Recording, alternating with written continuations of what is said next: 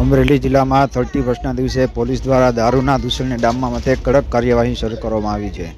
અમરેલી જિલ્લામાં આવેલી તમામ ચેકપોસ્ટ ઉપર પોલીસ કાફલો તૈનાત કરવામાં આવ્યો છે અને ત્યાંથી પસાર થતા તમામ વાહનોની કડક રીતે ચકાસણી કરવામાં આવે છે। પીધેલા હોય કે દારૂની હેરફેર કરતા હોય તેવા તમામ લોકોને પોલીસ દ્વારા સીધા જ લોકઅપમાં પહોંચાડી દેવામાં આવ્યા હતા।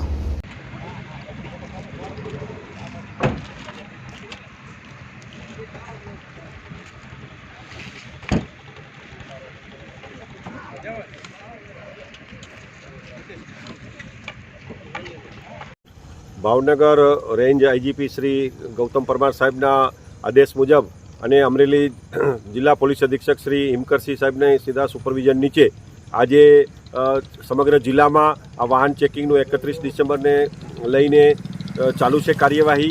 જે અનુસંધાને આજે ટીમ્બી ચેકપોસ્ટ ઉપર મારા સુપરવિઝન નીચે 2 PSI અને 15 માણસો આખી રાતનું આ ચેકિંગ છે જુદા જુદા વિભાગની અંદર, જેમાં કોઈ પ્રોહી પદાર્થ પીધેલા હોય, ડ્રાઇવિંગ કરતા હોય કે કબજો હોય એની ચેકિંગ કરવાની અને શંકાસ્પદ ચીજવસ્તુઓ ચેક કરવાની કામગીરી ચાલુ છે। કારણ કે ઉના તરફથી જે આવતો રોડ છે એ દીવ તરફથી આવે છે, એટલા માટે આ ખાસ ચેકિંગ આજે 31 ડિસેમ્બરને કારણે રાખવામાં આવ્યું છે।